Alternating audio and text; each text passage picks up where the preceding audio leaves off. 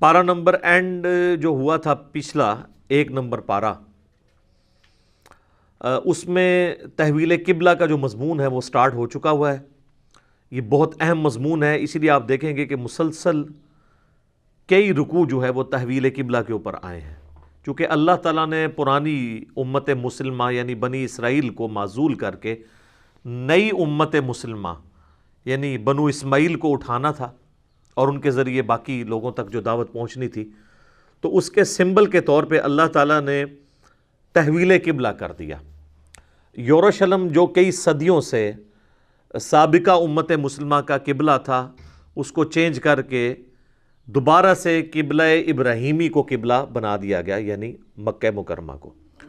ایک متھ جو پبلک کے اندر مشہور ہے، ہم عموماً یروشلم کے لیے، جسے ہم ایلیا بھی کہتے ہیں، بیت المقدس بھی کہتے ہیں، اور بعد میں وہاں پہ مسجد اقصیٰ بھی بن گئی، قبلہ اول کا لفظ استعمال کرتے ہیں، تو یہ بالکل غلط ٹرمنالوجی ہے۔ اصل میں وہ قبلہ اوسط ہے۔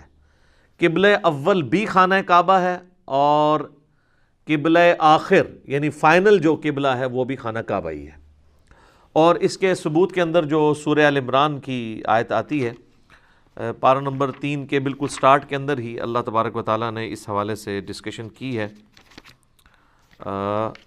بلکہ پارہ نمبر 4 سورہ آل عمران کے اندر، کہ سب سے پہلا گھر جو اللہ تعالیٰ نے مقرر کیا تھا انسانیت کے لیے وہ یہی ہے۔ سورہ آل عمران آیت نمبر 96 پارہ نمبر 4 کا پہلا صفحہ ہے۔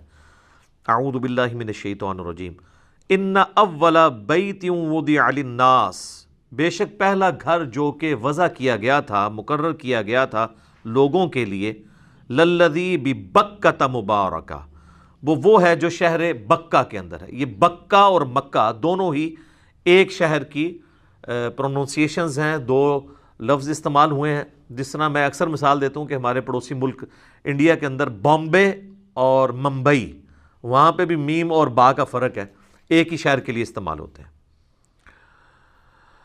للذی ببکۃ مبارکا وہدی للعالمین، وہ ہے جو شہر بکہ یعنی مکہ کے اندر ہے، بابرکت ہے اور ہدایت ہے تمام جہان والوں کے لیے۔ فیہ آیات بینات مقام ابراہیم، وہاں پہ اللہ تعالیٰ کی کھلی نشانیاں ہیں جن میں سے ایک مقام ابراہیم ہے۔ وَمَنْ دَخَلَهُ كَانَ آمِنًا، جو بھی اس شہر میں داخل ہو گیا وہ امن والا ہو گیا۔ وَلِلَّهِ عَلَى النَّاسِ حِجُّ الْبَيْتِ، اور لوگوں پر اللہ کا یہ حق ہے کہ اس بیت کا، اس گھر کا حج کریں۔ مَنِ اسْتَطَاعَ إِلَيْهِ سَبِيلًا، جس میں بھی استطاعت ہو اللہ کے گھر کا حج کرنے کی۔ وَمَنْ كَفَرَ، اور جو کوئی روگردانی کرے گا، فَإِنَّ اللَّهَ غَنِيٌّ عَنِ الْعَالَمِينَ، تو بے شک اللہ تعالیٰ بے پرواہ ہے تمام جہان والوں سے، اللہ کو تو کوئی پرواہ نہیں جی۔ تو یہ حج کی فرضیت اس حوالے سے قرآن میں بھی آئی ہے، اسی آیت سورہ آل عمران آیت نمبر 96 کے کانٹیکسٹ میں۔ تو جب یہ ذکر ہوا کہ یہ پہلا گھر ہے، تو یہ حضرت آدم علیہ السلام نے ہی اسے تعمیر کیا، بعد میں ابراہیم علیہ السلام نے اس کی بنیادیں اٹھائیں جو گم ہو چکی تھی۔ اور بخاری مسلم میں حدیث ہے، نبی علیہ السلام نے فرمایا، اے عائشہ، اگر مجھے تیری قوم کا خیال نہ ہوتا کہ یہ نئی زمانے جاہلیت سے پھر کے اسلام کی طرف آئی ہے، تو میں حتیم کو توڑ کر خانہ کعبے میں داخل کر دیتا اور اسے ابراہیمی بنیادوں پر کھڑا کر دیتا۔ ابراہیمی بنیادوں میں جو حتیم کعبہ ہے وہ کعبے کا حصہ ہے۔ وہ صحیح بخاری میں آتا ہے کہ مشرکین عرب نے اپنا جو حلال مال ہے، اکثر تو ان کا حرام ہی ہوتا تھا، حلال مال جوڑا اس کے لیے کہ اللہ کے گھر کی تعمیر کریں، تو ان کے پاس مال ختم ہو گیا، تو انہوں نے پھر پورا کعبہ تعمیر کرنے کی بجائے حتیم کو جو ہے وہ چھوٹی سی دیوار بنا کے چھوڑ دیا، باقی حصے پہ کمرہ کھڑا کر دیا۔ اب وہ اللہ کی طرف سے ایک حکمت ہوئی کہ وہ حتیم باہر رہا، نبی علیہ السلام کی خواہش تھی اسے داخل کرتے، لیکن آپ نے کہا کہ لوگ کہیں گے کہ اس نے کعبہ توڑ دیا۔ اور بخاری مسلم میں الفاظ ہیں، ایک تو میں بیت اللہ کا دروازہ نیچا کر دیتا، دوسرا حتیم کو کعبے میں داخل کر دیتا۔ وہ نہ دروازہ نیچا ہوا ہے اور نہ حتیم کعبے میں داخل ہوا ہے۔ البتہ بیچ میں ایک کوشش ہوئی تھی، حضرت عبداللہ ابن زبیر رضی اللہ تعالیٰ عنہ نے اپنے دور کے اندر، صحیح مسلم میں ڈیٹیل ملتی ہے، انہوں نے باقاعدہ اماں عائشہ سے چونکہ یہ حدیثیں سنی تھی، وہ بھانجے بھی لگتے تھے، تو انہوں نے اپنے دور خلافت جو 9 سال کا ان کا بنتا ہے، اس میں اس کو توڑ کے قبلہ شریف کو نیا تعمیر کیا۔ پھر بعد میں جب حجاج ابن یوسف نے ان کو شہید کیا، تو اس نے ضد میں آ کے قبلہ کو دوبارہ سے توڑ کے بنایا، اور اس میں پھر حتیم کو باہر نکال دیا۔ عبد الملک بن مروان اس وقت خلیفہ تھا بنو امیہ کا، حجاج ابن یوسف اس کا گورنر تھا حجاز میں اور عراق کے اندر۔ اس کو جب بعد میں پتہ چلا کہ یہ تو نبی علیہ السلام کی بھی خواہش تھی، تو اس نے پھر کہا افسوس، یہ صحیح مسلم میں الفاظ ہیں، اگر مجھے پہلے پتہ ہوتا تو میں حجاج ابن یوسف کو کبھی اجازت نہ دیتا کہ وہ بیت اللہ کو توڑے عبداللہ ابن زبیر کی ضد میں۔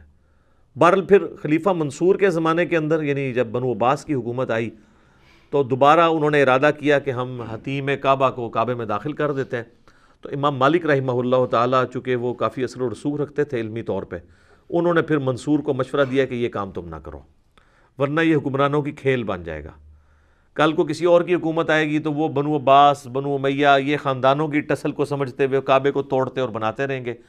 چونکہ نبی علیہ السلام نے بھی فتنے کے ڈر سے اس کو روک دیا تھا، تم بھی اس سے رک جاؤ، تو وہ آج تک خانہ کعبہ اسی طریقے سے، حجاج ابن یوسف نے جو تعمیر کیا تھا حتیم کعبہ جو ہے وہ خانہ کعبہ سے باہر ہی ہے۔ بل وہ ہم جیسے مسکینوں کے لیے ایک اللہ کی طرف سے نعمت ہے۔